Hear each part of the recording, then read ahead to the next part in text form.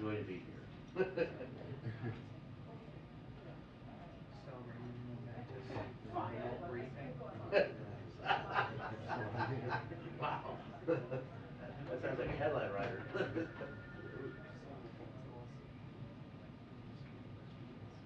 You should hear something in your ear. There you go. Oh, cool. I will do.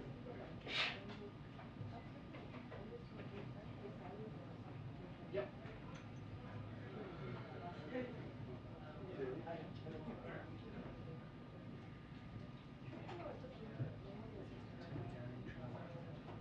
Fun so far. It's always about the money. No. International. So, Yeah. that's not going to be up for like a really long time. CBS isn't got. Oh, really? I didn't realize that. You gotta. I've been, look, we've been trying. Yeah. Last day for the president. Does she have any? Nothing so far. Not yet. Actually, I just need her. There she is. Martha, it wouldn't be a party without you. I got you covered.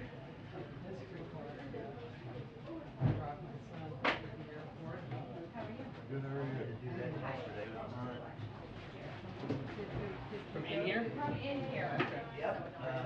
Going So we're back doing in them after. June. Yeah, it was a hike and a half, I'll tell you that. What's up? How are you? Okay, how are you? Good. Lemon juice. One for those special brownies or regular? You look very healthy compared to mine. Well, You were gonna do no, it's, You working I this put weekend? together money for a That's the documentary. truth, So I had, yeah. But then, Yeah. It's the only way to do it, otherwise. check to see who you guys are. Otherwise, You want me to have them check? otherwise. So actually, Was it Yeah, of course it is. so he had It always, wasn't that bad. Yeah. so he had Compared always, to Crew, 18 now. we're back it up yeah, in May so he for had 2 apparently been weeks. Wow. for like a So decade that's straight, fine. like one day. And the biggest expense was, Like, oh, Craig, do you need making that sure box? proper. so I was like, Yeah. I have to, but actually I felt, like, when I was like, well, you do weekends, I'm like, you're mainly like in a bus going, No, we like, got, whatever, but no, they're top 30 there and back. Yeah. So he's really excited that he's actually gonna kind of have like the cool experience. So yeah, so it works out perfect. Hi, John. Yeah, I hear you. Farm, farm about 40 miles south. Yeah, exactly. I think low-key cooler than that. Farmers. Hi, Alex. I'm good. How are I you? think it's cool to stay in this honor for a living. Because the Oscars are actually like a legit interesting experience. Yeah. So anyway. But that's what we couldn't get into. I feel like if it's your one year person, like, it's like a small farm. Like, well, what's it like? It's like, well, Same thing. Yeah, it's like, is there even any classwork to feel? Or is it just this sad bag? you know you can order it. Alright. Although it's not as Craig, bad, it's not. do you need me on that box? I do, Yes? yeah. So I laughed because a friend of mine got And that was chicken shit, I guess. I didn't like basically wanted to get her something. A literal menu in her home. Wait, really? Yeah, since we're all gonna be out here for this. And On the Mike does horizon. always, like, there's like a million brother-in-laws and it's just like a really good You gotta be holiday. 16 to get in here. Oh, it's a tough room. Why? No, you're fine. Did you go to? More. They gave me a sheet last time I was on the plane. It's like, Yeah, she's gonna use that. like everything. She sits on that. Software, emails and random. Yeah. Tyler did this. Oh, yeah, well, then he had people bring him like away from the gift shop or something. Oh, Like, okay. he's out here. And then he came back with like this bag from like, and then when he had a source dinner, he and I, and like he showed up, just like that guy who wears like the shirt to the concert, like he showed up at the source dinner like with the White House, with like the key bag with the White House.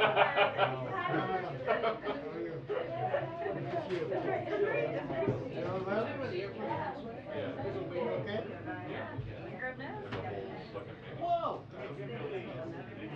Wait, on the food? No, it's like a whole set. It's a wine. No, it's a wine glass. Oh. A stemless wine glass, shot glass, filter glass, pint glass, shot glass, small and jar. T-shirts, Raven coin.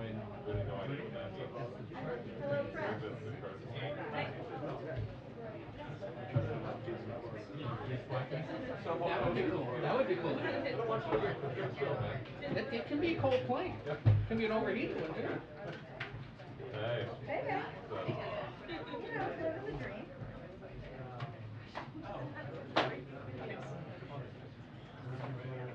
Do you need some underlining? And Halloween.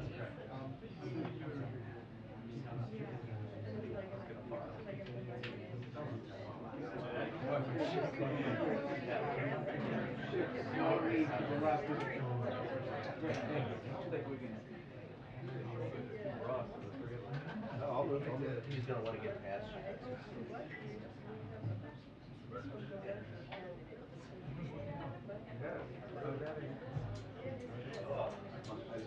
Good afternoon to you. The White House has been working on this issue for months, which causes some questions about how it got to this critical point.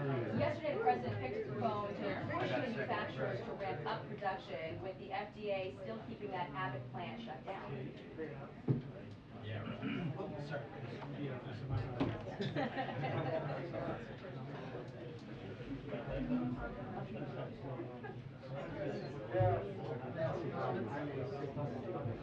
But Abbott says it takes more than 2 months for formula to reach store shelves after production, and parents don't have that long to wait. Past frustration, there's some signs the White House might see this coming sooner, potentially the FDA putting that war. According to Politico, a former employee at Abbott's Michigan plant reported safety concerns to senior FDA officials back in October. But the FDA did not interview that whistleblower until December. The plant inspection didn't happen until January 31st, then that recall happened on February 17th.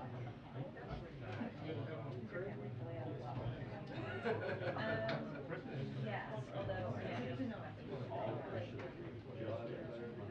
Did your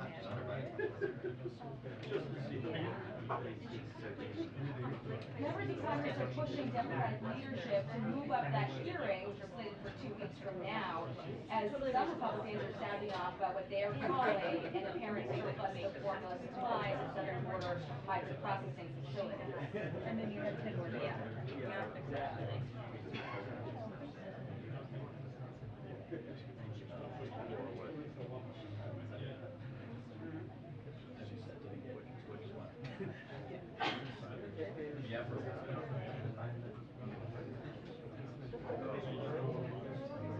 So far, the White House isn't issuing guidance on what parents should do if they can't find it, in terms of potentially creating a student hotline that helps address questions. Oh, wow. For me? In the meantime, the White House is trying to make formula more available by expanding the supplies people can buy with benefits, also cracking down on price gouging and ramping up in-house production.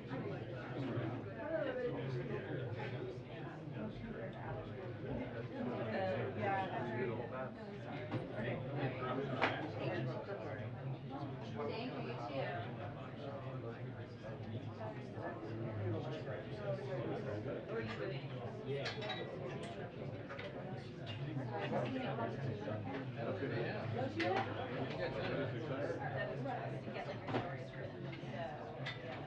Just leave it in ours. Yeah, truly, you can No, seriously, just put it in the cement. Because if you don't Do make. one wide shot and then like here. Is there room over here?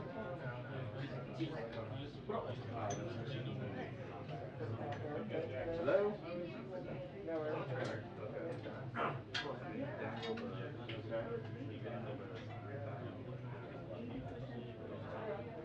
I would say we can take all this out. Right? Can we do like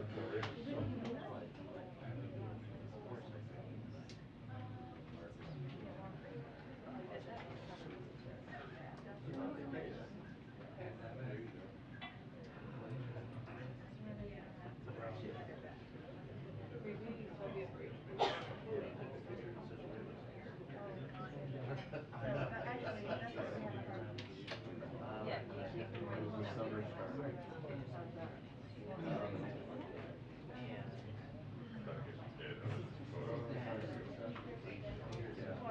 How many photos have you floated around here? Has nobody seen you? You can do it. Yeah.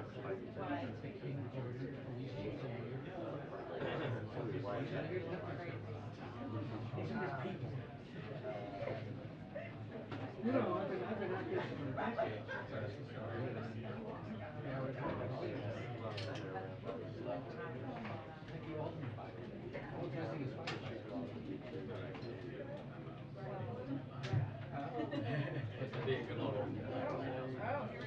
Like the full Ginsburg with the full Bible. Yeah. But missing All that's missing is firefighters and the Irish. Yeah. And the nurses. Or nurses. Yes, okay, let's do it, Brett. Let's see what else I saw. You may have to pull it up because my computer's being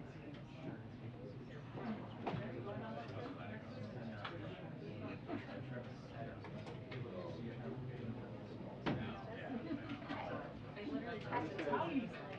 Checking his date before. How did it go? Okay, we're gonna announce something next week.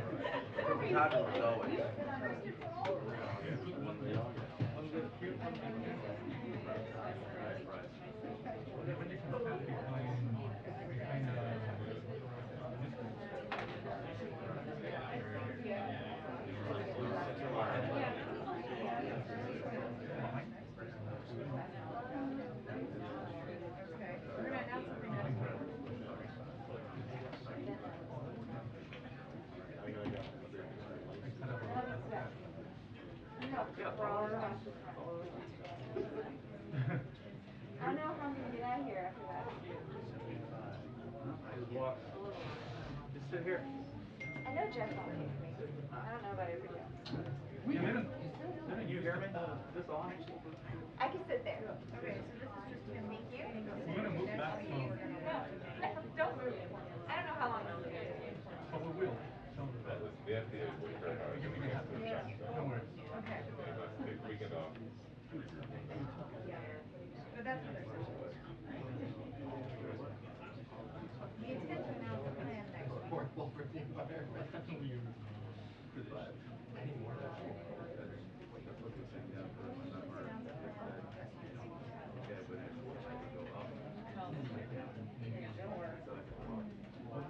What's his birthday? There's like a world. Oh. Nice. So he just turned 4. There's still maybe a world where we can just. Yeah. Also, he's a 4th. Yeah. Will be great. Can't wait.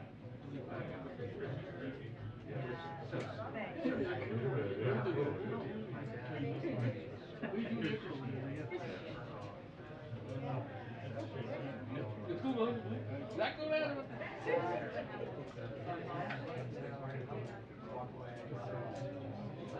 I like went to recess when I was a kid, like a recess, and he was hiding behind some stuff. Like, what are these or not? What are you doing?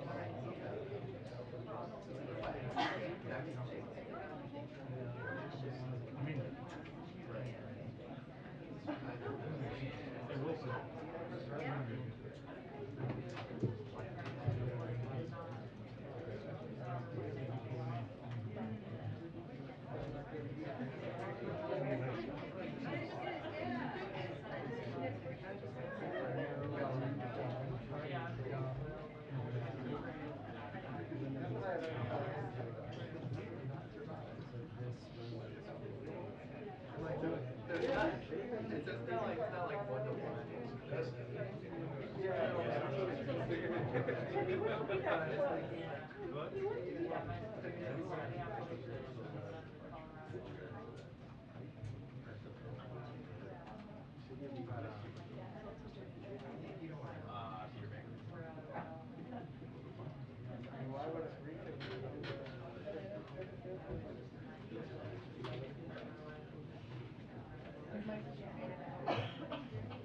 From jail and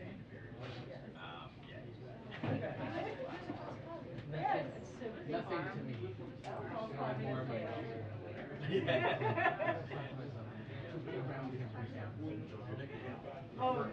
oh, come on, tell or completely enjoyable. No. Hilarious. Because he would be so. I would enjoy his attitude.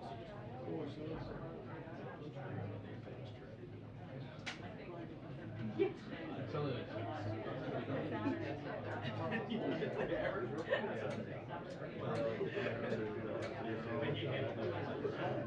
Win the lottery. That is part of my role. I'm a millennial, so that's my responsibility. She might buy something downstairs and then they'll build some box. And then that's fun. And I can go to LJ.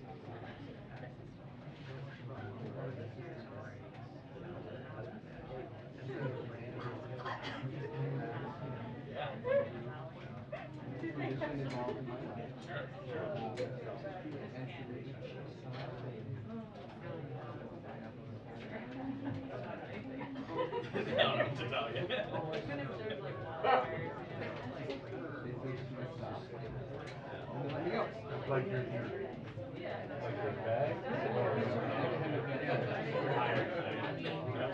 You know, I would not mind it. I wish it was easy. I like I would have. So what were they actually It would force me to be a little more shocked. Yeah. First hour it was, this can't be happening. Although I did have Lyme disease when I was so I like to stay away from things. No, it stays with you forever. So actually, I don't really, like, occasionally I'll get some soreness, like arthritic, and it's very, very sporadically. Yeah, it kind of saves you for life, but the only, my bigger problem, I actually had no symptoms of Lyme, but I did not realize they were Lyme, so I developed a secondary infection, like sclerosis and it basically changed your cells to macrophage,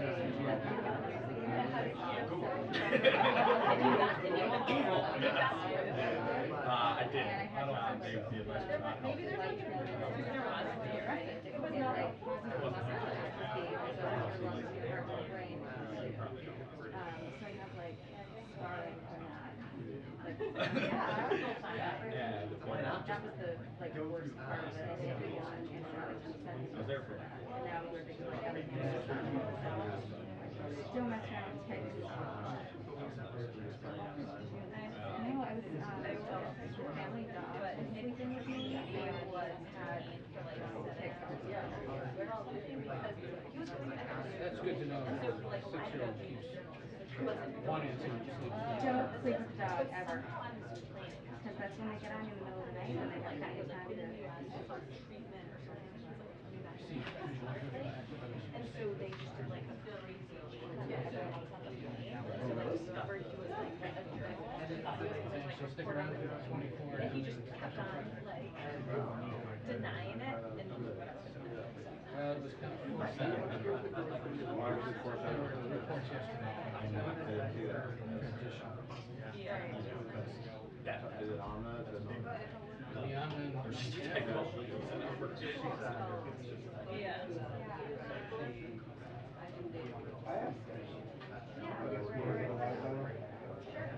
I came down to two options. Continue to wait here.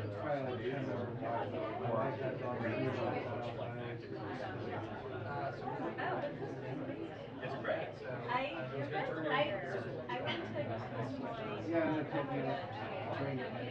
like a points trip, or I did like Southeast Asia, but we went to Coast Point and we stayed at like one of the it was like 7 stars, like on points. It was just insane. It was 2-minute warning to briefing, 2-minute warning to briefing. Thank you.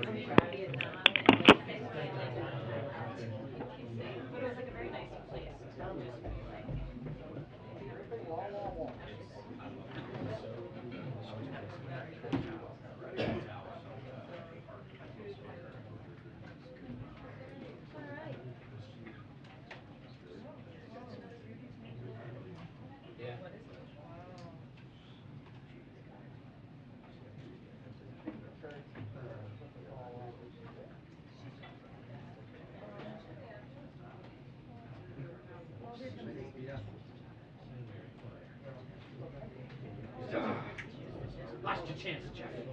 Would have been you. Okay, once again, I want to see the podium. Stretch is here. It's not your fault I'm really short.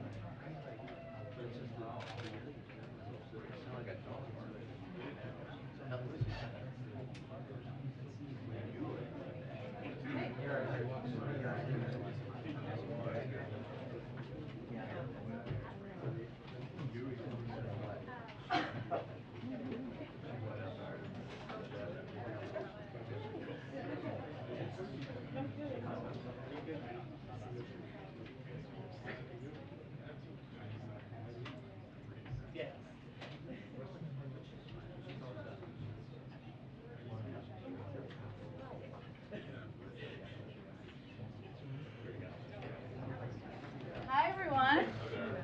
Okay, it would not be a briefing without some special guests, so I have some with me today. Today, President Biden is welcoming mayors, chiefs of police, a county commissioner, and a community violence intervention expert to the White House to talk about how the rescue plan is providing historic levels of support to make our communities safer.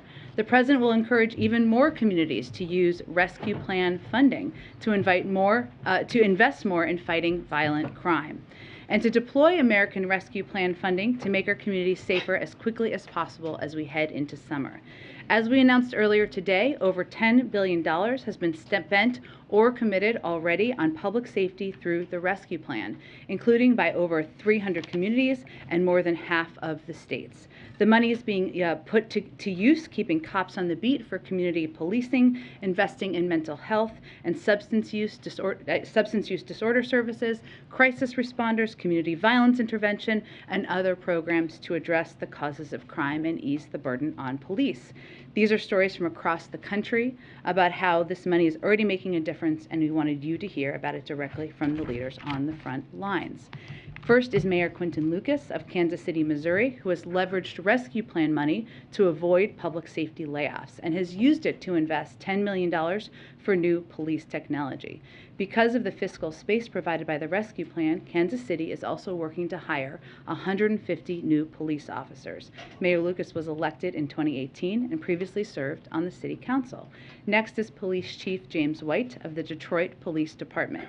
Together with Mayor Duggan, Chief White has used over $110 million from the rescue plan to invest in body cameras, new gunshot detection technology, and $30 million for enhanced police patrols, among other strategies. Chief White is a veteran of over 2 decades at the Detroit Police Department, and since he was sworn in last year, and with the help of the rescue plan, Detroit has recorded an 18% decrease in homicides compared to the previous year. They'll each speak briefly. We'll take some questions. They'll have to go to meet with the president, which is a good reason. So I will turn it over to Mayor Lucas. Thank you so much.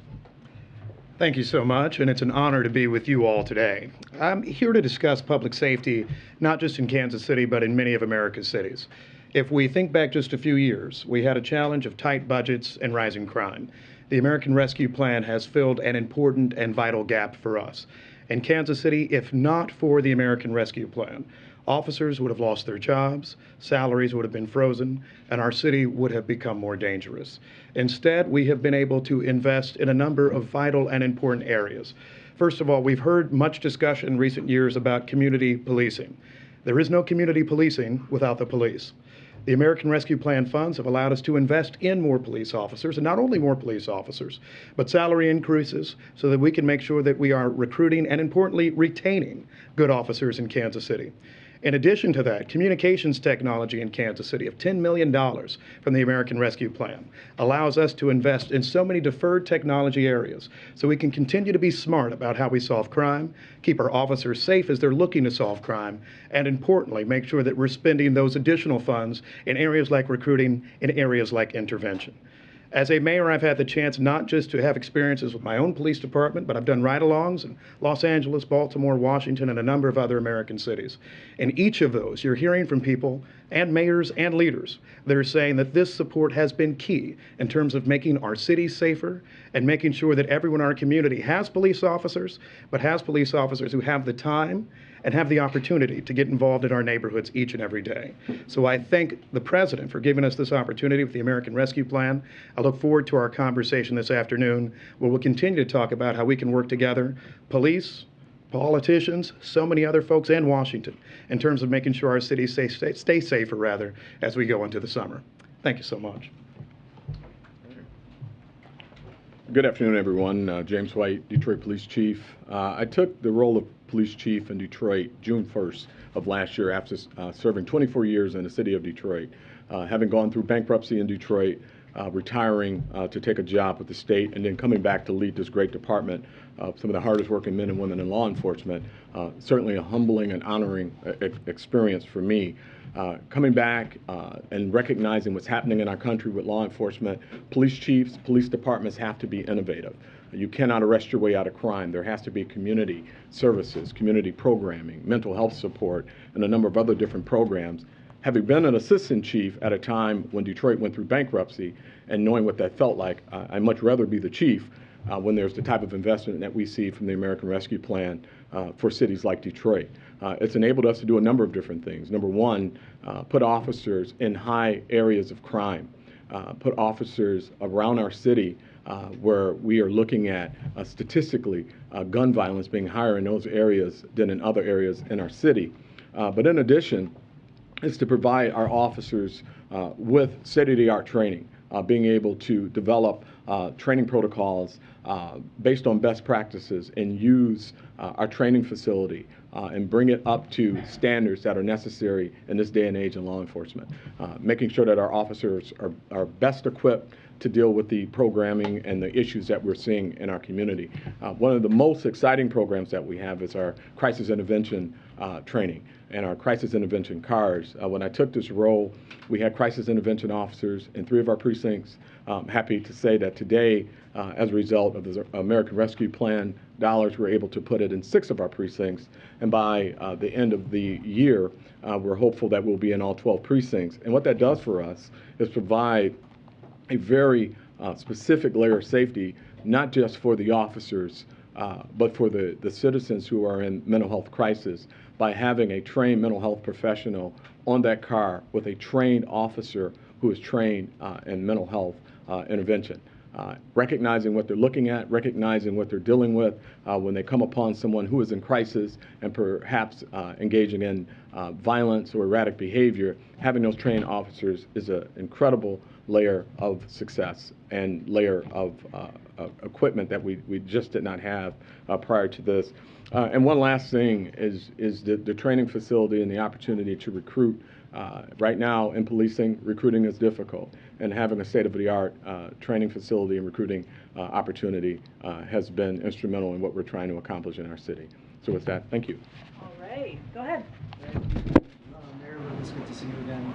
The Missouri General Assembly just passed a bill just now that increases the percentage of Kansas City's budget that needs to be spent on policing. What's your reaction to the bill, but more importantly, what's your reaction to them passing it while you're here on this very topic? I think it's always important to have locally driven solutions to local problems. I think that's why the American Rescue Plan was so helpful, money coming directly to cities and to states so we could solve public safety problems.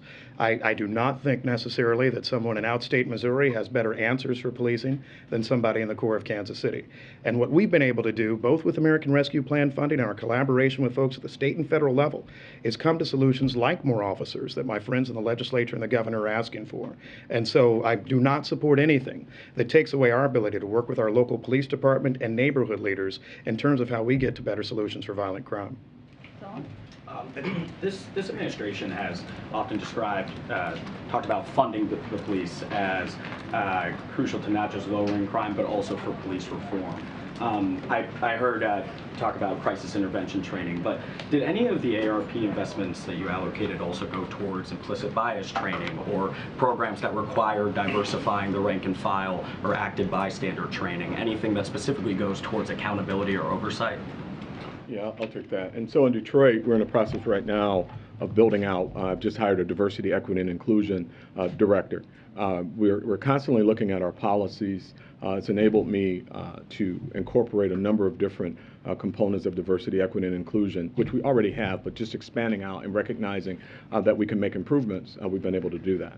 Did that come from ARP? What it came from was the fact that we did not lose money or we didn't have a budgetary shortfall. So we were able to do some things without losing the dollars if we did not have the money. But that's essentially like you're talking about a coordinator, somebody that's hired on to...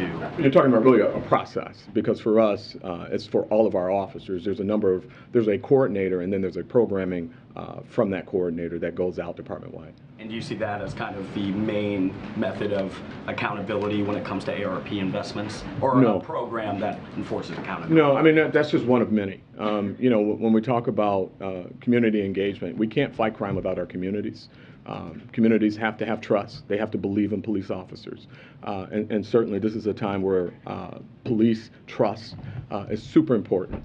And so when you talk about transparency in policing, that's what these training opportunities provide us to look at best practices, to be innovative, and to work on transparency with community. Last one, Brian. Thank you.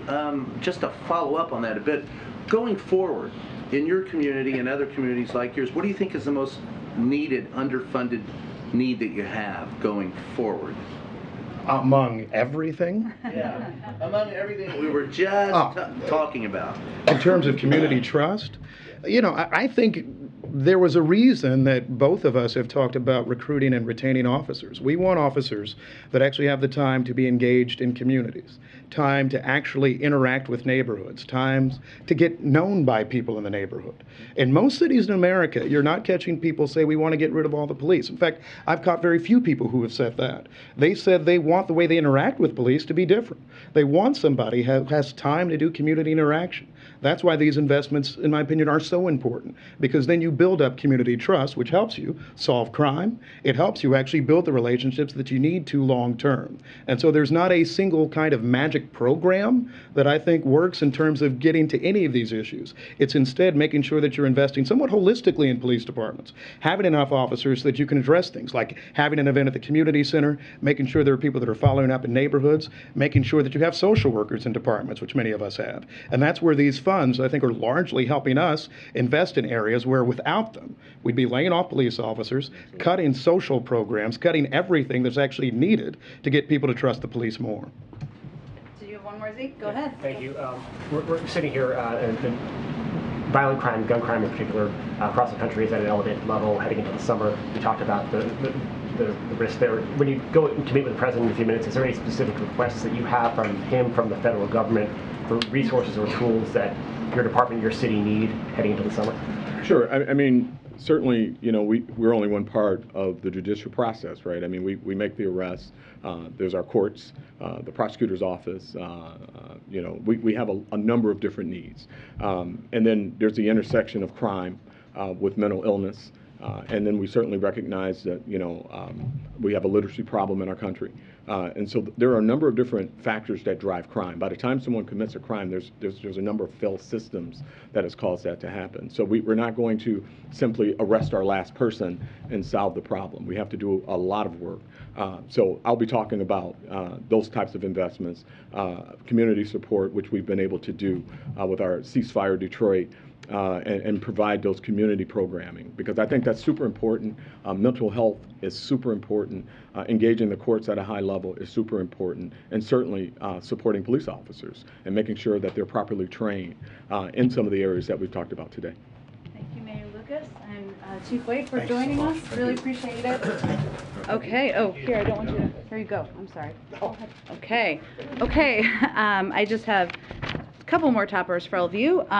Just really getting it all in on the last day here with the toppers for everybody. The president spoke earlier today with Abu Dhabi ruler Mohammed bin Zayed Al Nahyan to convey condolences on the passing of UAE President Khalifa bin Zayed. The two leaders agreed to honor Sheikh Khalifa's memory by continuing to strengthen ties between the governments and people of the United States and the UAE.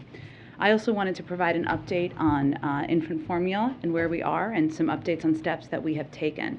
Yesterday, we announced a slate of actions to increase safe infant formula supply following Abbott's voluntary recall. The president also spoke to major retailers and manufacturers to hear about what they are doing and what they need to help increase availability. One of the top issues, the very top issue they asked us to act on, was getting states to increase WIC flexibility so they can get more formula on the shelves faster. Basically how it works now is each state has a contract with a manufacturer, whether it's Abbott or any of the other manufacturers, and they want flexibility so that they can, if you use WIC and you get WIC assistance, you can purchase any kind of infant formula.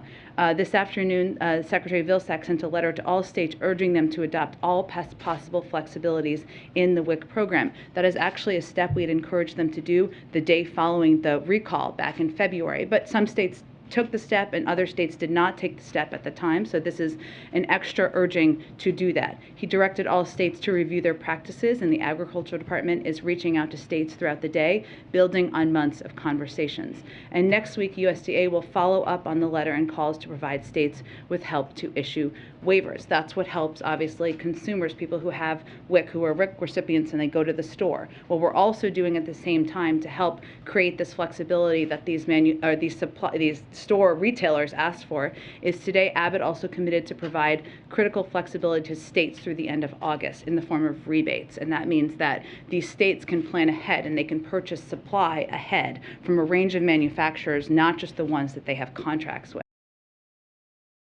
Service on the west front of the Capitol.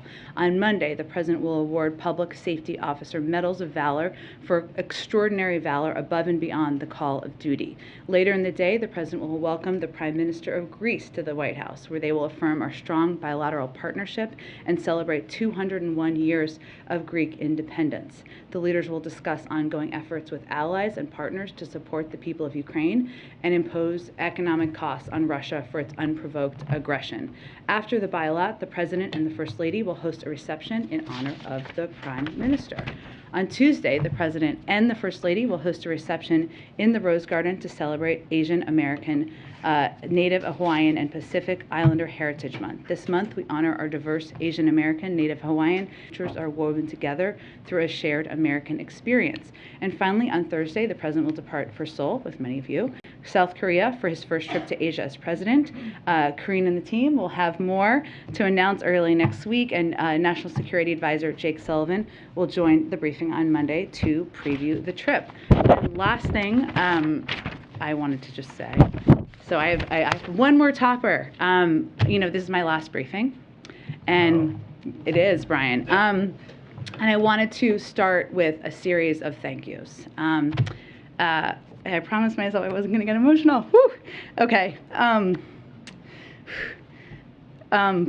Thank you. I want to say thank you to the President and the First Lady.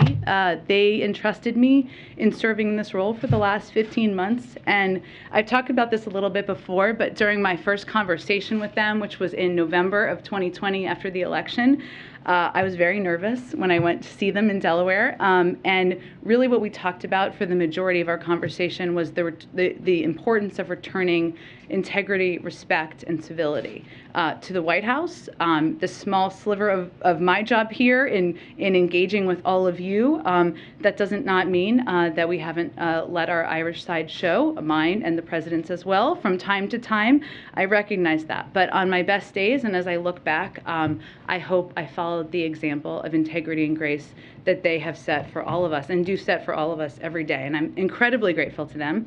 I'm not going to get everyone here, but I want to thank, there is a Biden family that is extended and expanded far beyond the Biden named family, and that includes people who have worked with the president and for the president for many years. Ron, Anita, Bruce, Cedric, Kate, J.O.D., Donald Rochetti, Susan Deese, Jake, Evan, Annie, Elizabeth Alexander. There's so many others. And the reason I mention them is because part of my job, or anyone's job in this role, is to represent and talk about the policies of and the work of any administration. They have integrity, grit, commitment to trying, even on the hardest days and worst days, to make the world better for the American people. And I am very grateful to them. Now, I'm not going to cry about the press team. Whew. Okay. Thank you to the press team. Many of them are here. Some of them are not here because they are taking much needed days off. It has nothing to do with me personally, I promise. But you all know a lot of them. For those who don't know them, they are incredibly tough, smart, hardworking, and deeply, deeply good human beings, deeply good public servants. And, you know, people always ask me, and I'm sure you guys get asked this too, about whether Washington is rotten, you know, whether everybody is corrupt here and, you know, nothing good happens and we all just argue with each other. And I, having done this job, believe the absolute opposite is true, because I have worked with and engaged with all of these incredible people across the administration and this amazing team, many of whom are here that I get to work with every day. And as I said about Karine last week, these people are already the stars of the team, but they're going to be shining stars in the future, and I'll miss them a lot. Okay, whew, I promised myself I was going to keep it together. I'm not. This is the last part of this. I want to thank all of you in this room. You have challenged me, you have pushed me, you have debated me, and at times we have disagreed. That is democracy in action. That is it working. Without accountability, without debate, government is not as strong. And you all play an incredibly pivotal role. Thank you for what you do. Thank you for making me better. Most importantly, thank you for the work every day you do to make this country stronger. And I am very grateful to all of you as well. So thank you for your role and to the role of your colleagues here and around the world. Okay, with that, Zeke, go ahead. Thank you, Jen. We wish you well. Hope you enjoy a little bit of Can I do one more thank you? Because my husband is here, and I think anybody who is married with kids knows that without a remarkable spouse, you would never be able to do it. I know many of you have kids. I'm just looking at Ashley, Ed, Mary, so many, MJ, and he has not only been a supporter, an advocate of mine, but he is an incredible partner and dad, and I wouldn't be here without him. Okay, go ahead. Now let's talk about serious issues. Go ahead. I have a suggestion today. Thanks, Jen. You talk, why don't you take questions from across the room? Jen, I have a suggestion today for your last press briefing. Why don't you take questions from across the room? He suggested the administration has been aware of the formula shortage for some months now. Is there a reason why the administration waited until this week, once the issue was in the public, in the limelight, to take some of these actions that you discussed? There's clearly that website. Those are resources that people might have benefited from greatly over the last several weeks and months. Well, Zeke, we have not waited to take action. So what we have done since the day after the recall was announced, we actually took steps working with these producers and working with states to ensure both, one, we were pushing states and encouraging them to expand flexibility as it relates to WIC, which is, again, the biggest ask of most people we talk to. And then we've been working with manufacturers.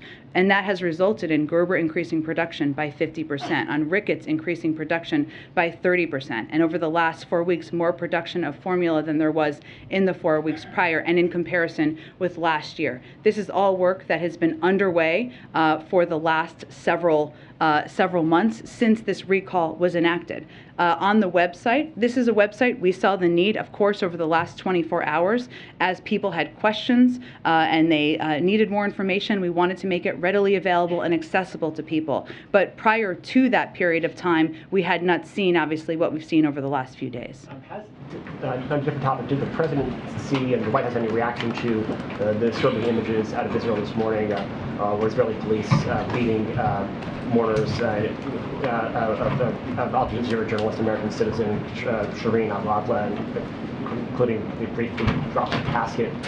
Is the White House having a response, and is the president taking any action in response?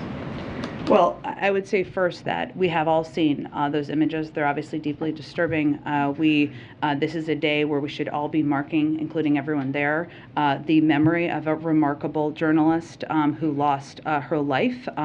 We know that there is With the disturbing footage from the funeral procession today in Jerusalem, we regret the intrusion into what should have been a peaceful procession. We've urged respect for the funeral procession, the mourners, and the family at this sensitive time. We're also in close touch with Israeli and Palestinian authorities, have been and obviously will continue to be, especially given the images we've seen today. We're not currently involved in any of the investigation, but we are working to bridge cooperation and available to provide assistance as needed.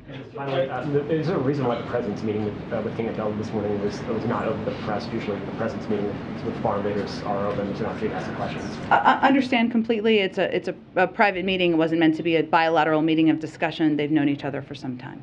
Go ahead. Can I ask you a question from the back? On the issue of the formula shortage. Can I ask you a question from the back? Please stop. I understand, but for 15 months you have on the issue of formula. And I'm saying that for the sake of equity, we should First of all, have thank you for your across service the and room. thank your husband for his service as well. On the issue of formula, I think if anything, this crisis has reminded everyone that this is Simon, if you could respect your colleagues and other media and reporters in here, that would be greatly appreciated. Go ahead, Mary. If anything, if anything, this has reminded, I think, the entire country and the world that this is not a luxury item, but an essential. Thank you. Formula is not a luxury item, it is an essential. It is something that families across the country rely on. Is this such a valuable commodity that the president thinks that we need some kind of backstop, some ability to surge in the way that we do for other essential items, perhaps even some kind of stockpile? Well, I would say there have been discussion, and some members of Congress have raised questions, say, of the Defense Production Act, which that would be something which is on the table. We've not made a decision about, but would help address issues over the long term.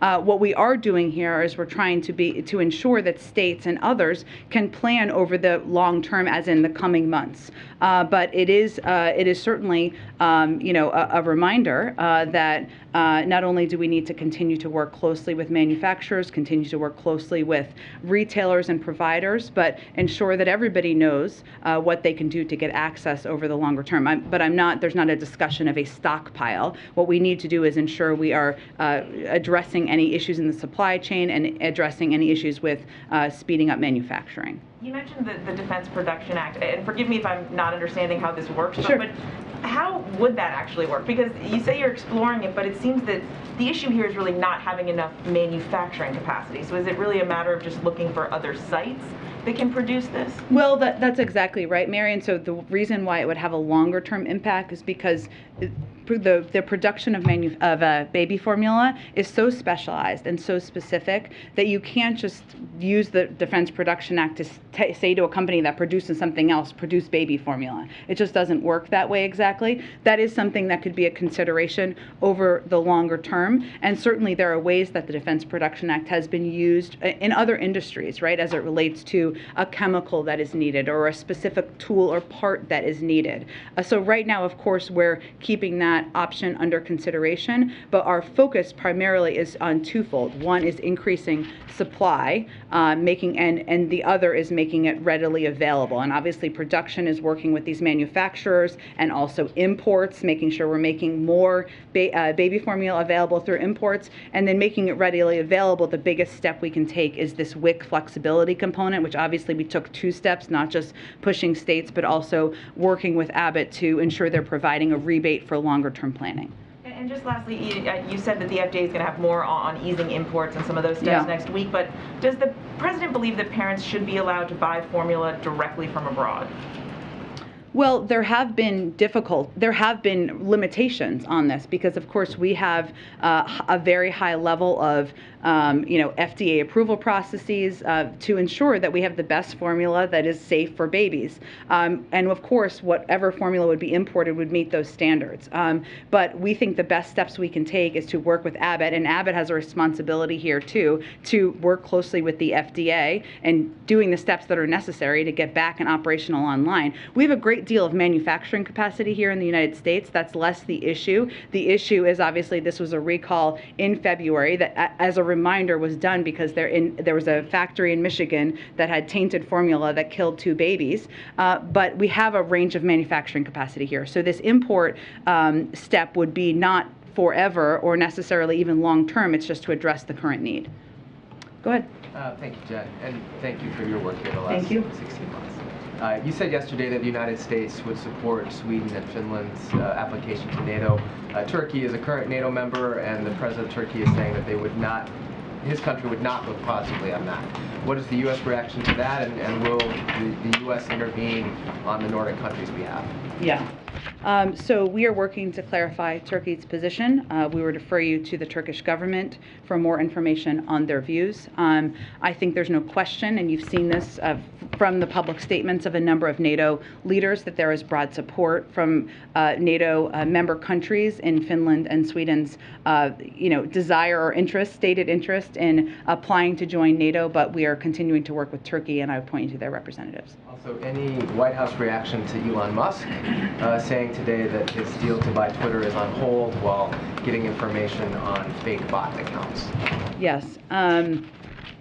I would say this is a transaction, a potential transaction, I guess we can call it at this point, from a private investor, and we don't have any comment on private transactions. Our views, broadly speaking, on the role of social media platforms and the need for reforms certainly still stands, but right now it's a reported view of a transaction of a private investor. Go ahead, Ed. Thank you, Jen. For what I'm told is episode 224 of Yes, briefing. that is true.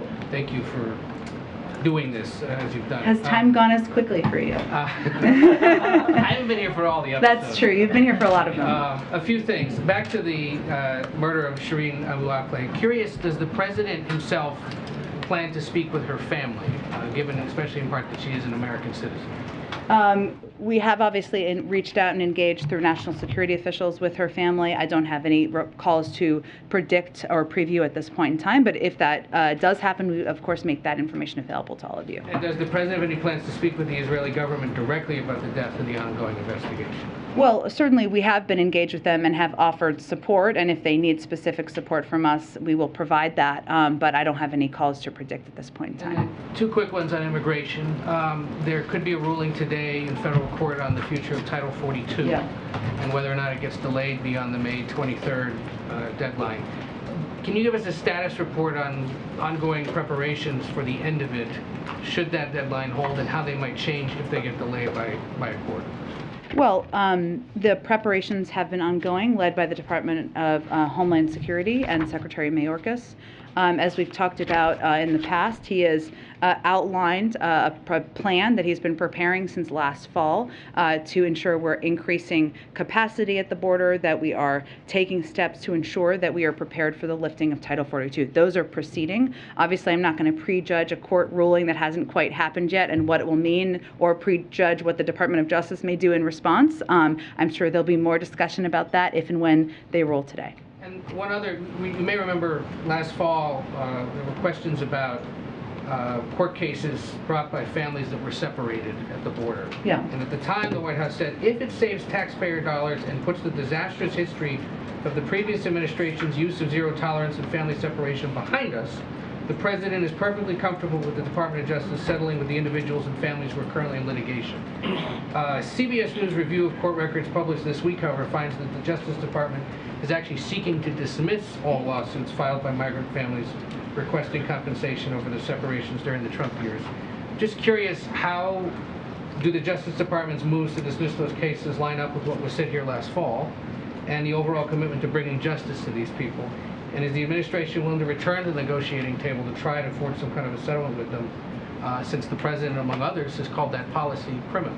It was, and the president believes it was horrific and inhumane. And our statement made last fall stands. Now, these are negotiations and discussions being led by the Department of Justice. I don't have any confirmation of that report. I'd certainly point you to them for the status of any discussions with the families. Go ahead. Thanks, Jen, and thank you for always taking my questions. Happy to catch your last briefing. Thank you from all of us. So you must have some information on baby formula from these manufacturers, from the discussions that the president's been having. The administration's been saying that more formula has been produced in the last 4 weeks than the 4 weeks preceding the recall and the shutdown. So what is the best sense of a timeline for parents on how long this is going to be an issue and when in-stock rates are going to get better? Well, there's a couple of issues at play here, Jackie, and this is a really important question, but it's hard for us to make an assessment from here. What we're seeing is that the supply shortages can be regional, and sometimes they can rotate. And sometimes the issue at play here is that bigger retailers have a more streamlined process for stocking the shelves than smaller retailers. Now, a lot of people go to stores in their community to go buy baby formula, and it may just be that there's a bit of a delay in stocking some of those shelves. It is certainly a good sign and a positive sign that there has been this increased production from these other retailers, and our hope is also that because there's going to be more flexibility with WIC and the ability of WIC recipients to purchase different kinds of formula and enabling many people who are maybe waiting for their states to make that decision, and also that states will have this rebate opportunity, will provide the incentive to further provide flexibility. That will also help, and of course imports. So we're working to not just address, we've been working to address for months, but we're working to make this, ensure that there is greater supply, consistent supply on the shelves as long as possible. Now what we know, and I know from feeding formula to 2 kids, is that typically you have one formula that you give your kid, right? And so the challenge here is also for parents when they're reliant on one formula, and maybe their child has certain needs because they're sensitive to dairy products or other products. And so the other part of this that we're trying to address is providing these resources so that if people have questions about what kind of formula they can take as an alternative, like the ones that will be imported are not necessarily formulas that people know, but there may be ones that are parallel to the formulas that people are taking or giving to their children. So we are working on every lever here to expedite addressing this and to ensure that when mothers go to the grocery stores in the coming weeks, that they will see the shelf stocked. And I did just go through the HHS website that you guys put out. One of the suggestions for emergency situations would be to call your pediatrician, see if they have in-store samples or in-office samples, or go to the local food pantry. Clearly, you've outlined this is, there's going to be a range of sort of timelines depending on where you live in the country and where you shop. But say for big box stores, I mean the Walmarts and Giants and Kroger's, can you give us sort of a ballpark window for just realistically how many weeks or months parents are going to be having trouble finding it, or in-stock rates would start to improve? Let me first say that the reason we suggest calling your pediatrician is because of this question I just touched on. Because when you're feeding your child formula, typically they don't recommend changing formula necessarily, but there are ways to do it. And if your child has specific needs or is intolerant to certain ingredients, a pediatrician can help advise on that. But obviously there are a lot of other resources through public health sites as well. I would say for the bigger retailers, some of whom the president spoke with yesterday, their #1 biggest ask was the flexibility on WIC. And their feeling was that would help them take steps, given the increased supply of these other manufacturers, to help stock the shelves more quickly. So you guys aren't comfortable giving any sort of ballpark window of time, basically? As quickly as possible is our objective, Jackie, but it's going to be different store to store. Okay. And then one more also on baby formula. It seems like when there's a crisis, you often call on the FTC to look at price gouging. I recall this administration doing that with gas prices. It didn't seem to really bring down gas prices and did not increase supply. How's it going to be different this time around with baby formula, and how quickly are they going to be cracking down on people who are hoarding, and what are the ramifications? When are we going to see that play out? Well, the FTC is an independent agency, so by us calling for them to look at price gouging, they obviously haven't taken a step on oil companies, otherwise you would be fully aware of it. But it is something that we can all watch, even as non-economists and even as non-oil experts. When the price of oil goes down, the price of gas should go down, and that is not what we have seen consistently. I would say as it relates to baby formula, what we know is that we are certainly seeing, and we have seen hoarding happen, and so we are looking for that to be looked into, and we think that's an issue where if there's caps, and this is something we have been working to institute on the number of containers that can be purchased, that will help.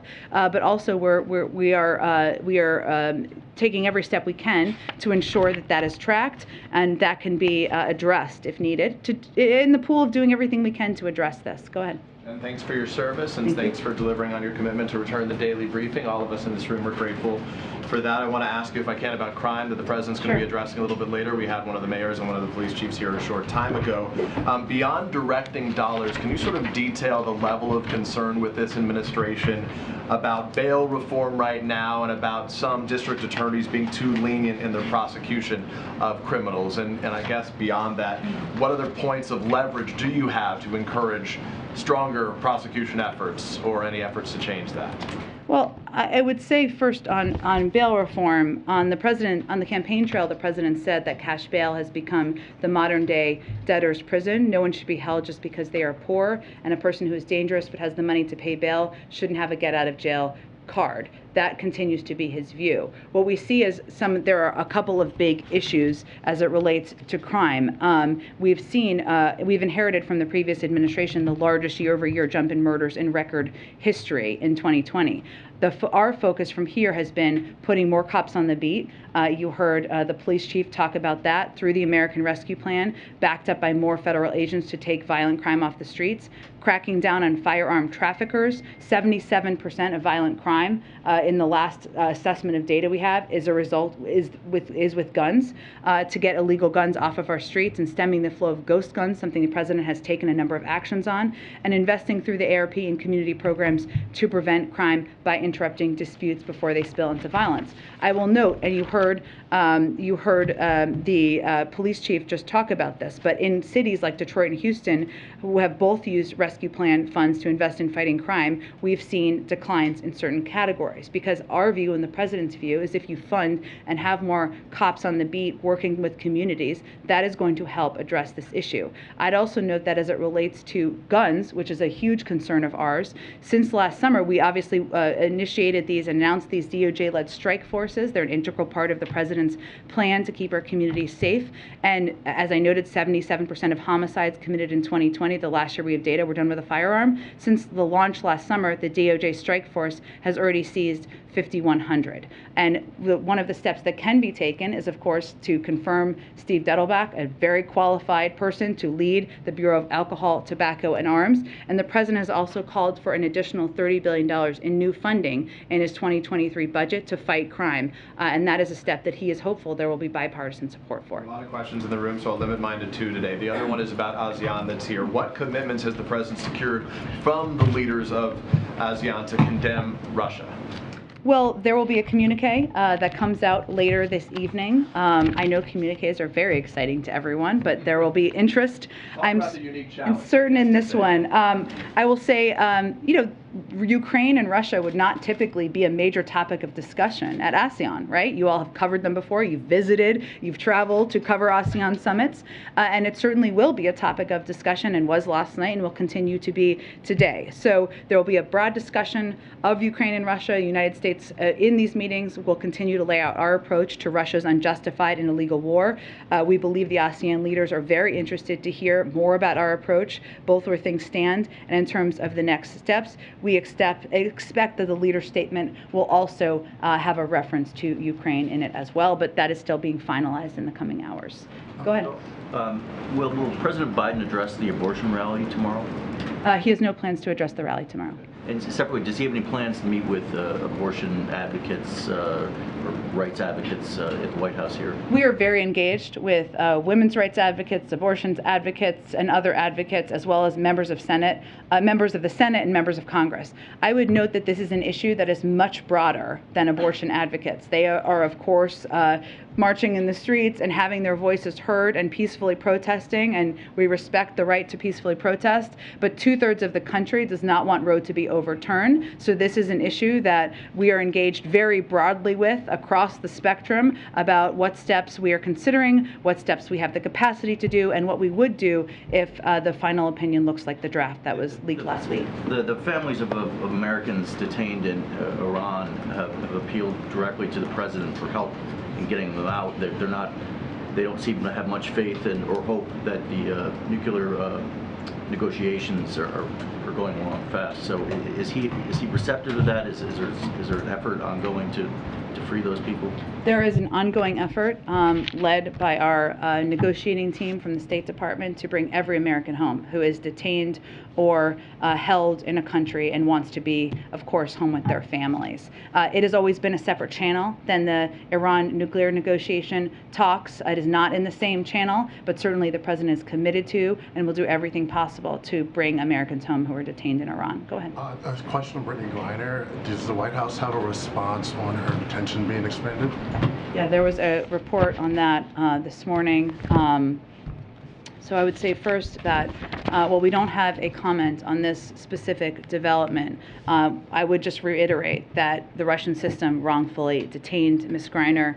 We take our responsibility to assist U.S. citizens seriously, and we will continue to press for fair and transparent treatment for all U.S. citizens when they are subject to legal processes overseas. Now, because the State Department recategorized her as wrongfully detained, it means that our special presidential envoy for hostage affairs, it's quite a title, but a well-deserved one, is going to be overseeing this case and leading the effort because it's a deliberative process, and we know from experience of bringing other Americans home, we're just not going to detail what those efforts look like at this point in time. Last question, you said that the president won't participate in any of the activities tomorrow. Will anyone from the administration take part in any of the protests tomorrow here in As an DC? official representative from the government, I will let you know if there's someone that we have officially representing. I'm certain that people in their private time will participate and attend. Go ahead.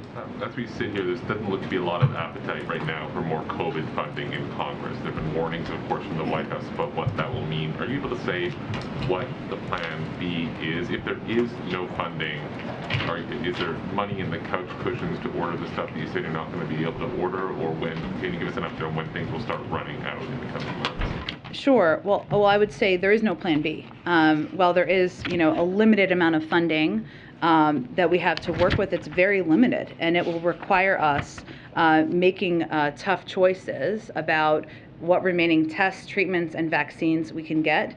We are continuing to work the phones, hold briefings, make our case publicly, of course, as you noted, and we are having bipartisan, bicameral discussions about why we need this funding, what the consequences will be if we do not have it, and those are significant. I mean, obviously, more Americans will die needlessly, which is the biggest heartbreaking issue. We're going to exhaust our treatment supply. We'll lose out to other countries on promising new treatments. This is one of the biggest components that is of concern to the President and all of us, because as you know, how we've approached this to date is we have ordered ahead so that we are first in line, and we have the supply needed when there is a better booster or when there's a better vaccine or a vaccine that will treat specific variants, and we are putting ourselves essentially at the back of the line without this funding.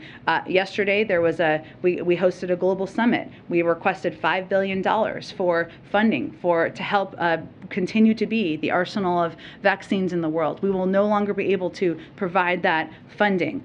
We also will be unable to maintain our supply of COVID tests, and we will be unable to with Delta last summer. Then we had an additional challenge, as you've noted some of these, but with the invasion of Ukraine by Russia, which drove up energy prices, and that is the biggest driver of inflationary costs at this point in time. Now, we saw a downtick a bit earlier this week, but what we would also say to families is, one, we are at record economic growth. The unemployment rate is 3.6%. We're seeing encouraging business investment. Those are all good signs. What our focus is on is doing everything we can to lower costs. And that includes a range of steps the President has taken the last couple of weeks, making sure we're lowering the price of high-speed internet, giving farmers the tools and resources they need to boost production. We're also, he led the release of 1 million barrels of oil through the Strategic Petroleum Reserve, issued a waiver for E15 gasoline, so thousands of gas stations in the Midwest could have an additional 10 cents cheaper option at the pump, fixed the family glitch. He is mindful and focused on doing everything he can to give people breathing room and lower costs. And what we'd say to Americans also is look at the alternative. We all acknowledge inflation and cost is a challenging issue. What is the Republicans? What are they presenting as the option? Are you frustrated by this? I mean, he likes to say the buck stops with him. Things aren't working. Is he frustrated with the circumstances? Is he frustrated with his team? Is he frustrated that he hasn't been able to get it under control? I would say when you've served, as the president has, as vice president for 8 years, you're pretty clear-eyed about the fact that leading the country means that the buck stops with you and that every challenge we face is on your desk. And he's very aware of that. Go ahead. Yeah, you've said that some states have not done this WIC waiver. Which ones? I can see if we can get you a rundown. That was not meant to be a naming and shaming. There are some states that just didn't take that step when the recall was happened, and we encouraged them to do that in February. So today is an opportunity for the Secretary of Agriculture to say, now's the time to do this. If you want to make sure that people in your state who benefit from WIC are getting helped, this is the way to do it. Okay, Congresswoman Elise Stefanik, and she tweeted something I will read to you, but several other Republican politicians have also gone along this line. She says, Joe Biden continues to put America last by shipping pallets of baby formula to the southern border as American families face empty shelves. She says this is unacceptable. Do you have a response to that? Well, we do like facts here, so let me just give you a little sense of the facts on this one. There's something called the Flores Settlement, which she may or may not be aware of, that's been in place since 1997. It requires adequate food and elsewhere specifies age appropriateness, hence formula for kids under the age of 1. CBP is following the law, that has been in place and been followed, by the way, by the past every administration since 1997. So this has been a law in the United States for a quarter century. It's been followed by every administration. But I would also note that we also think it's morally the right thing to do. This is a difference from the last administration. It is the law, but we believe that when children and babies I should say, are crossing the border with a family member, that providing them formula is morally right. And so we certainly support the implementation of it. Just one last question. The governors of Colorado and Massachusetts have sent a letter to the president urging him to urge the FDA to hurry up and consider Moderna's application for a vaccine for children under the age of 5. Would the president do such a thing? Does the administration have any view on the apparent delay in consideration of that vaccine? I would say the parents in here have a view, and we all are very eager to bring our children and get them vaccinated who are under the age of 5. But science, this is the president's view, most importantly, moves at the pace of science. The FDA is the gold standard for a reason, and we want to ensure that when those vaccines are available, when we are taking our kids, bribing them if needed, to get their shots, that it is safe and we know it's safe. Go ahead. Jen. I'll come back. I'm sorry about that. I'll come back to you. Go ahead. Go ahead. As you know, the anniversary of George Floyd's killing is a little over a week away. As a candidate, President Biden embraced some of the messages about police reform, and later he even promised George Floyd's family that he would get something done on the issue. But now police reform has failed in Congress. There's no executive order, and today he's basically asking cities to pump money into police departments. What is the administration's message for people who had hoped the Biden administration would actually significantly reform policing? Well, first I would say he's actively considering a police reform executive order and has every intention of doing that. It just takes some time. I understand that since it was a version of it came out into the public, which happens back in January, it feels like a long time, but these take a long time. There's a legal review, a policy review, and he has every intention of doing that. We actually paused because there was bipartisan negotiations happening, and obviously that was always the preference because that would make it more permanent. I would say that it's not just about pumping funding into police departments. It's about ensuring that there are enough cops on the beat to crack down on violent crime, to crack down on illegal guns that are the cause of 77% of crimes across the country. And what he's also done, and the Department of Justice has also done, is implemented federal steps like bans on chokeholds and other steps that the president would certainly like to see implemented across the country and a part of federal law. So he is going to continue to support the funding of police. He hopes Republicans will join him in supporting his budget. Now, they did not support the $10 billion he announced today because they voted against the American Rescue Plan. And but he is also supports accountability, and a police reform executive order will be a part of that. And pivoting briefly, what advice do you have for Karine as she prepares to step into your role? That you can say in public. I can say we're very transparent here, Brian. I would say that some of the lessons I've learned that I would tell anyone, including Karine, obviously we've had many discussions about this, would be one, the most important job that you have in this role, I think, tied with another one, but I'll get to the point, is to project, convey the positions, the policies, the views of the President of the United States. And every opportunity you have to speak with him, to engage with him, to ask him questions. So oftentimes, I will tell you, they are questions that you all have asked me in the briefing room or otherwise. It will make you better equipped and even more effective, because our job is to speak on his behalf. The second thing I would say, and in my heart I'm a bit of a policy nerd, but I would tell this to anyone, is that the more you know about policy issues and the more you can go in depth on it and spend time digging, pushing, and questioning the policy teams, the better able you will be to answer tough questions, to answer the 12th question, and hopefully provide information to the public.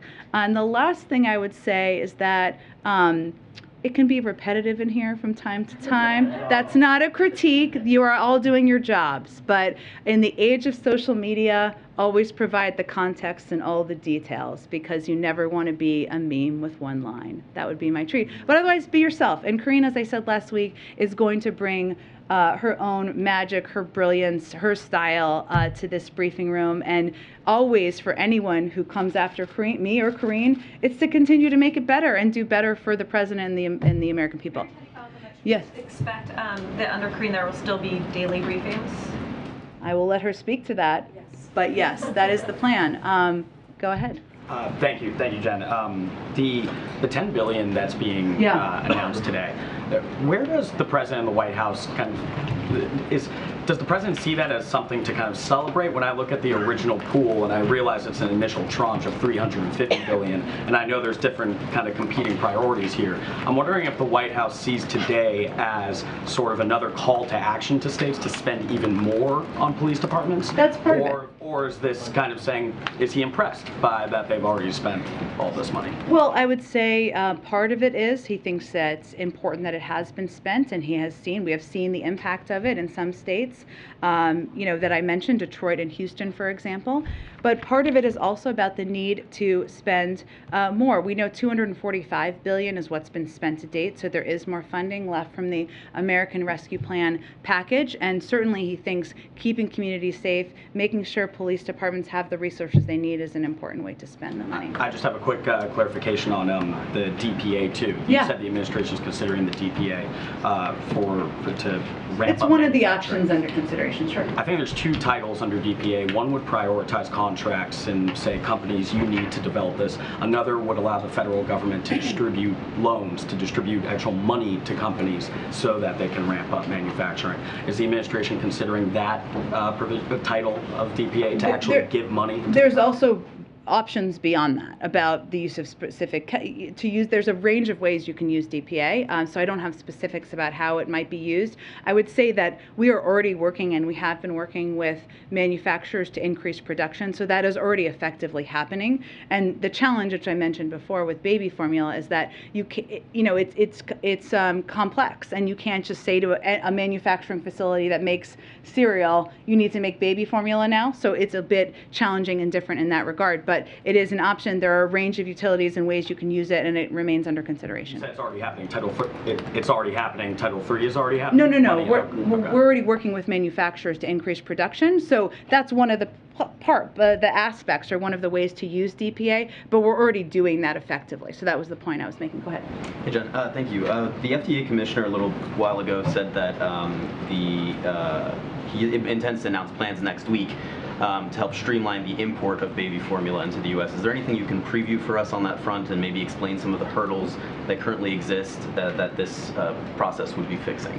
Sure. Well, right now, every kind of baby formula that's made in other countries is not allowed to be imported here necessarily. So it's cutting red tape and easing those restrictions. Now, as I noted a little bit earlier, what that may mean is that when moms go to the grocery store, they may see a form of baby formula that they have not seen before, and they may have questions about what that is and can I feed it to my baby. That's why we have a range of sources and hotlines that people can call to get those questions answered. But overall, what it's trying to do is provide more supply so that there can be a range of options and a range of supply on shelves so that mothers don't have to fear not being able to have formula to feed their children. And I know you said that the administration has been on top of this issue since this issue emerged with the Abbott plant back in February, and you've been working on this issue since then.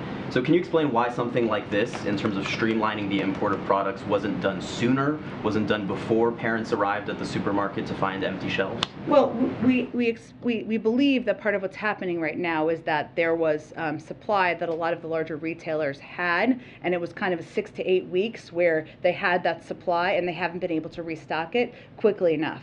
But we would not be where we are with Gerber increasing production by 50% or Ricketts increasing production by 30% had we not been working on this from the beginning. And I would note that what the retailer said yesterday they need the most is these flexibility on WIC, because that's where they see the challenges coming up. So that is actually something we did the day after, and something that we're continuing to push states to do. Is there more you think you could have done sooner?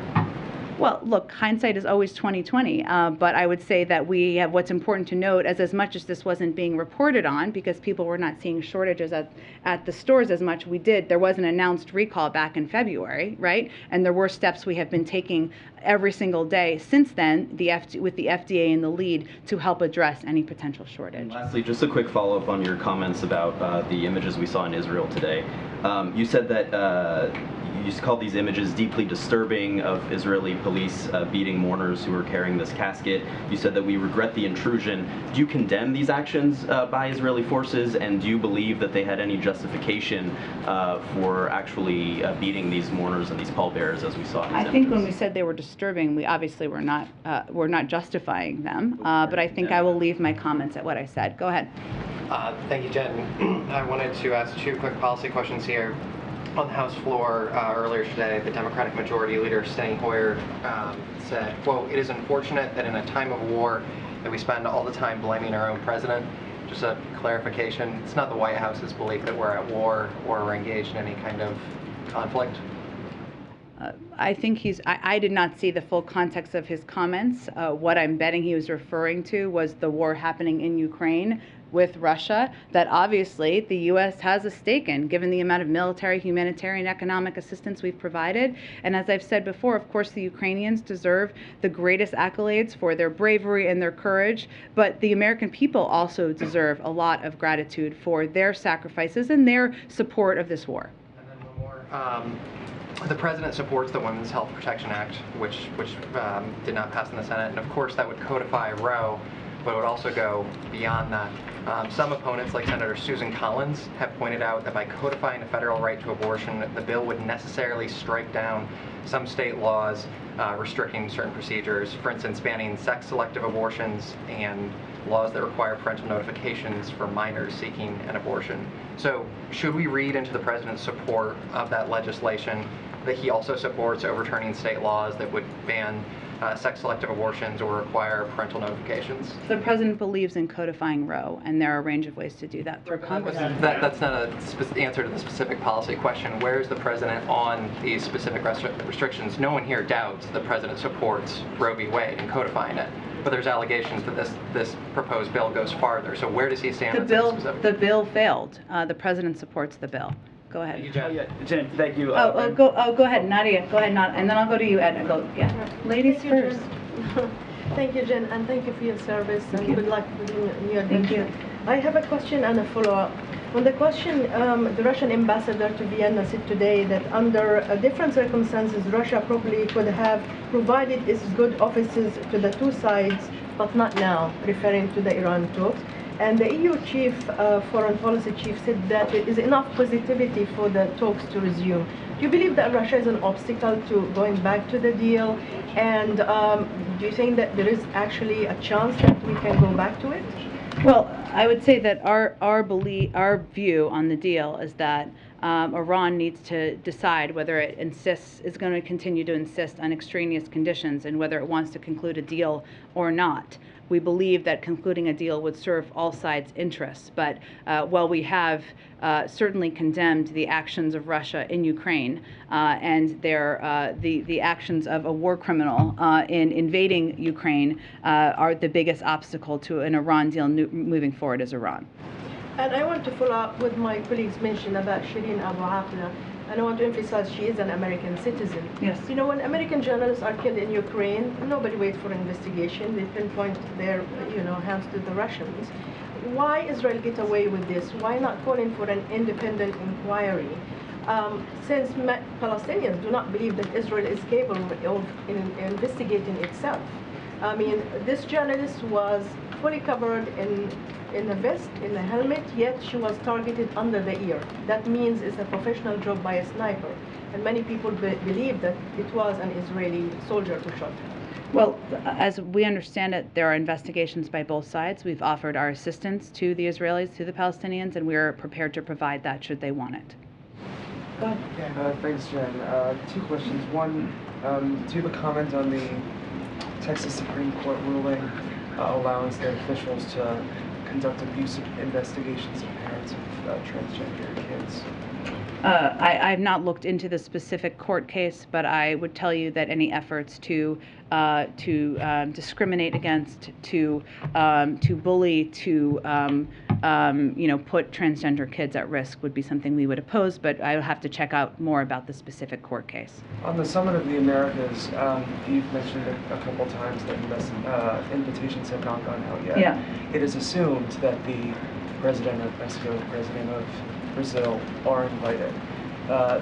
You recognize Juan Guaido as the interim president of Venezuela. Why is it not assumed he's getting invited? Why the mystery? There are a range of conversations going about the final invitation lists. I just don't have a final conclusion on those, and as soon as we do, we will make those information available to all of you. And then just to bookend our time at the State Department, I wanted to ask you about Israel. A broader question on how the president seems to be the first in the modern era not to put quite an emphasis on solving the Israeli-Palestinian conflict. He has not appointed a special envoy for the conflict. He has assigned the portfolio to a top administration official. What should we read into that? What priority is it of his, especially as we see these images coming out of Jerusalem today, to personally get involved in dialogue? I would say first, as it's always been the case, any envoy would be working out of the State Department. It was the case when I was at the State Department, and we knew each other there. And certainly, you've seen the Secretary of State and also the President talk for decades about the need for a two-state solution, how that is the only viable way to end an ongoing conflict in the region. And I would certainly say that remains his view, remains his policy. And but I would point you to the State Department for any updates on negotiations or on engagement. Go ahead. I have a follow-up on Brittany Greiner. Does the president have plans to meet with Brittany Greiner's family, like he met with Trevor Reed's family? We are in touch with her family, but I don't have any planned meetings to preview for you at this point in time. And then I have a follow-up on Title 42. Sure. I know a judge's ruling hasn't been made yet, but if he does rule to sort of continue to temporarily delay Title 42 from being lifted, does the Biden administration plan to appeal that? That would be an announcement made by the Department of Justice. And one more question just regarding that. You know, it seems that the Biden administration has been challenged by the court several times on, immigration efforts that they've tried to overturn from the previous administration. I guess what concerns does the administration have that this will continue as,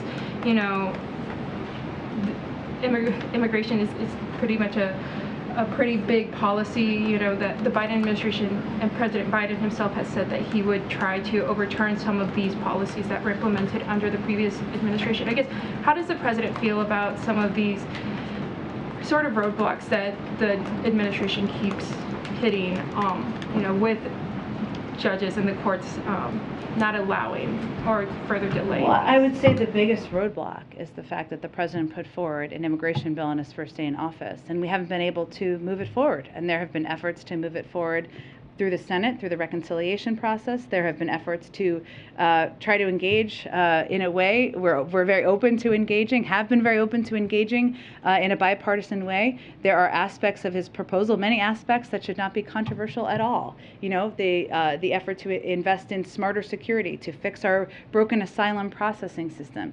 Those are our biggest obstacles. And what is deeply unfortunate is that the need to implement immigration reform to fix a very broken and outdated system has become so political that there's an unwillingness to engage from the other side on what solutions should be, you know, we can work together on. It wasn't that long ago when there were bipartisan bills that were being discussed and even almost passing. Go ahead, Ed. Yeah, so I want to build on Josh's question here. You know, CPI inflation is 8.3%. We know it's hard to get baby formula. Gas and diesel fuel is now record prices again today. House staffers are getting free Peloton memberships. A Monmouth poll says... Well, there's a lot packed into that list there you have. I don't know how it's related. It's a potpourri. Yeah, it is a potpourri. And it's a wider view. A Monmouth poll shows that 79% of Americans believe the country is going in the wrong direction.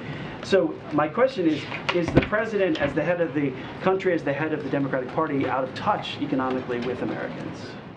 Well, there was a lot packed in there, and I'm not entirely sure the root of your question, but I will do my best. I would say first, the president's top priority, and you heard him say this the other day, is addressing costs and addressing inflation for the American people. And he laid out a specific plan to do exactly that. And he has taken a number of steps to do exactly that, including lowering the cost of the internet, ensuring we're taking every step we can to bring down the cost of gas, taking steps to ease the supply chain, something he's been working on from his first day in office. And he has proposed and advocated for and continue to fight for a reconciliation package that will lower significant costs for the American people. I would say the contrast here is what the other side is offering, which, as you've heard me say many times, but it's worth repeating, is a plan by Chairman Scott that would raise costs on 175 million Americans who make less than $100,000. So I would say for the American people, what they can know and understand is we all agree inflation is an issue. We all agree costs are too high. The question is who has a plan to address it. But on gas specifically, the Interior Secretary testified before the House Appropriations Committee that there was no plan to go forward with a 5-year plan for oil drilling in the Gulf. They need that plan in order to open up leases down the road for that. We saw the Department of Interior cancel a lease sale. So are there signals, you know, to bring down gas prices? Well, we know the Department of Interior made quite clear that they canceled the Cook Inlet project because there was a lack of industry interest. That's not actually the issue. The issue, if we take a step back, is that leasing and production offshore is a lengthier process, taking up to 10 years. Of the more than 10.9 million offshore acres currently under lease, industry is not producing on 8.26 million acres. That's 75% that is non-producing. Of the 24.9 million onshore acres under lease, industry is not producing on 12.3 million. That's almost 50%. And there are almost 9,000 onshore permits. The issue is not permits. There are plenty of places for oil companies to drill on. They're not. That is the issue. Go ahead. Thank you, Jen. Okay, go ahead, Patsy. Thank you, Jen. Thank you for your service and good luck for your next Thank you. I have 2 questions on the U.S.-ASEAN summit. As I understand, there are no bilaterals scheduled with the president, but he did have quick private time, as we were told, with each of the leaders. I have 2 questions on that. Did the president use the opportunity for his private time to press Indonesian President Joko Widodo to disinvite President Putin from the G20 summit? That's number 1. And number 2, which leader did he specifically press on human rights, if any? The president never holds back in raising human rights issues. I don't know how long these brief pull-asides were, so I don't know the range of topics that were discussed. And certainly his publicly stated position is that it should not be business as usual at the G20, which is 6 months away, and that he does not, and he believes that President Putin should not be a part of that. Okay. On the human rights, though, Jen, there's a lot of criticism coming out from human rights activists that the White House hasn't been strong enough in terms of condemning some of the human rights concerns in the Southeast Asian countries. And you've given out statements on the initiatives, you've given out statements on maritime security, in terms of regional security, maritime cooperation, but nothing so far on human rights. So how does the administration I stated very respond to clearly the other day on Cambodia that we had past concerns about human rights. We have made those clear, and we never hesitate to raise concerns about human rights when warranted. Thank you, Jen. Thank you, everyone. Thank you, everyone.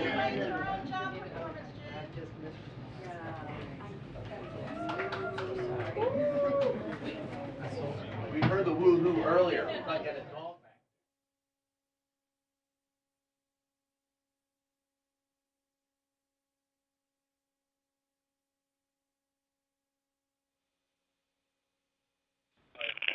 Please gather now at Palm Room doors to set for Rose Garden remarks. Again, please gather now at Palm Room doors to set for Rose Garden remarks. Thank you.